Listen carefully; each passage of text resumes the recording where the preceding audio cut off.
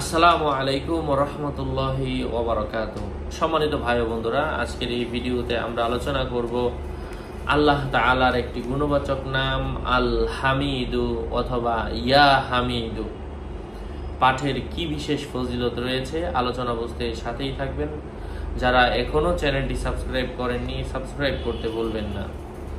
যে ব্যক্তি ৪৫ দিন পর্যন্ত ধারাবাহিক ৯৩ বার নির্জনতায় একা একা ঘরের মধ্যে ইয়া হামিদু পাঠ করবে, ইনশাআল্লাহ সকল অসৎ স্বভাব দূর হয়ে যাবে এবং তার থেকে উত্তম কার্যাবলী প্রকাশ পাবে।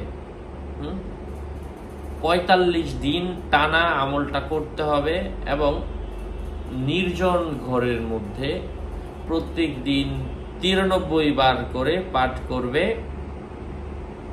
এবং ইনশাআল্লাহ সকল অসৎ স্বভাব, কোনো মানুষের বদ স্বভাব থাকলে ওগুলা দূর হয়ে যাবে। এটা কোনো বোন যদি থাকেন, আপনি নিজের সন্তানের জন্য, স্বামীর জন্য অথবা কোনো ছেলে তার স্ত্রীর জন্য, সন্তানের জন্য করতে পারেন।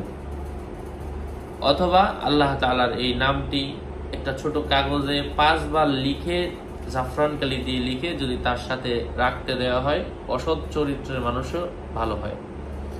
এই দোকান থেকে অরিজিনাল কালি, কাগজ, কলম টলম যা যা লাগে নিয়ে নিতে পারেন। 01896426494 এগুলো লেখার আলাদা কলম কাগজ লাগে।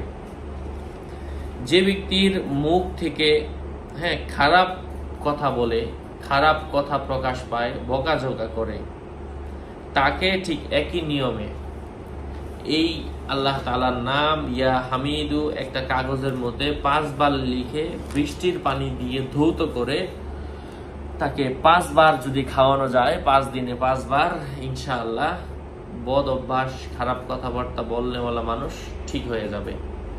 আল্লাহ আমাদেরকে বোঝার তৌফিক দান করেন। আরো আপডেট পেতে সাথেই থাকবেন। আসসালামু আলাইকুম ওয়া রাহমাতুল্লাহ।